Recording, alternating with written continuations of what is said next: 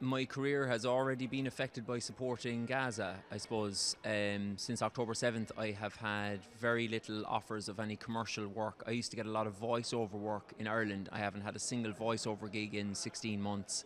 I don't get asked for any auditions, and I get constant restrictions on my social media output. So, for instance, I think today my TikTok has been suspended again. It's been suspended a few times. I've got all these restrictions on Instagram. Can't go live for, I think, another 12 months. It was 6 months previously. So all that stuff, though, makes me feel like whatever it is I'm doing is effective, because you wouldn't have to censor somebody that doesn't have something meaningful to say.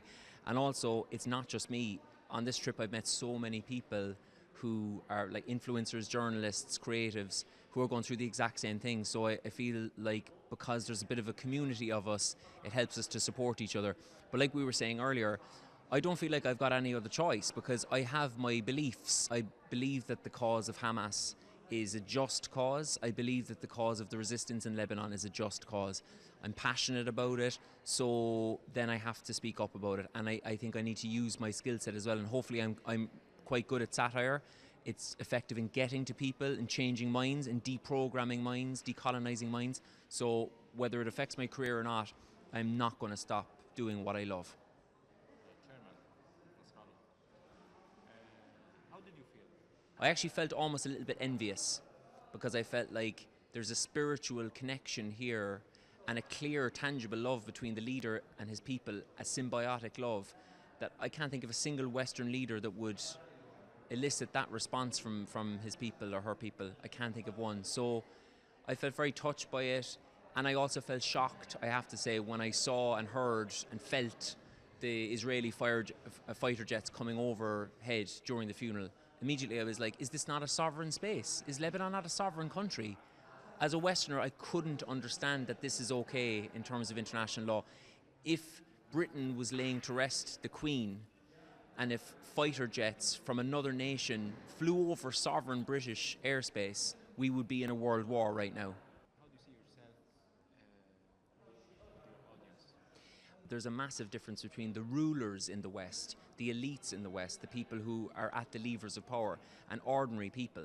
So, for instance, in my own city in Ireland, in Cork, we have marches for Palestine and Lebanon every week. You know, the ordinary people are with Palestine and Lebanon anyway.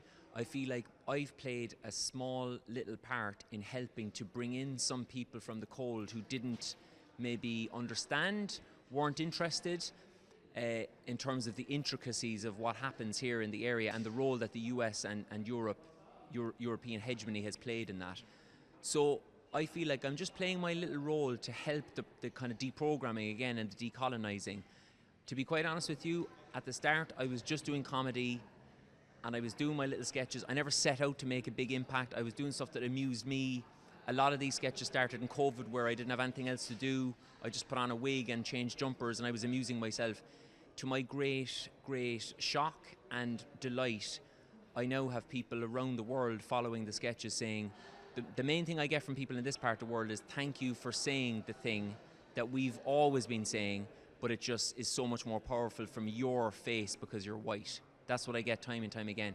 And I'm so touched by the friends that I've made around the world, and I do feel maybe in the West that I've helped one or two people to go and do the reading. That's all I want to do with my sketches. The sketches won't teach you about the history, they'll just encourage you to go to the history. And once you read the history, particularly of something like Israel and Palestine, you couldn't possibly, with a reasonable, rational mind, come out on the side of the colonizer. We can resist, we can stay, we can stand. Absolutely. I've never been more positive and hopeful about independent media in my life. Like, for instance, I think CNN reported on the funeral, they said that there was tens of thousands of people in attendance. But I was actually on the streets on the day and I was able to show the evidence. I'm not a journalist, by the way. I'm just a lad with a phone. And I was able to show people back home the level of lies that were being told. Now, this is not anything new for people at home who have been engaged in what's been going on in Gaza for the last 16 months. We now know that the corporate media, beyond a shadow of a doubt, lie to us. I'd like to think that I've known this for a long time. I've read the likes of Chomsky, who's been talking about this stuff since the 80s in the West, but we've seen it so clearly now that you kind of can't unsee it. And there's a whole generation of younger people, particularly in the West, that think to themselves, okay, corporate media is not a reliable source for news. what else is out there. So people are going to independent sources. I always go to independent sources for news of what's going on in Britain, and I sure as hell go to independent news when it comes to what's going on in this region. I think the big thing for us is to kind of, you know, to gather together and to unify and support each other, because the corporates have all the money and they have all the power and they have all the influence, but we have integrity and we have a massive audience at the moment. Like there's such a big opportunity, a big appetite there, and I think this is a moment in time where there was also a moment after the invasion of Iraq.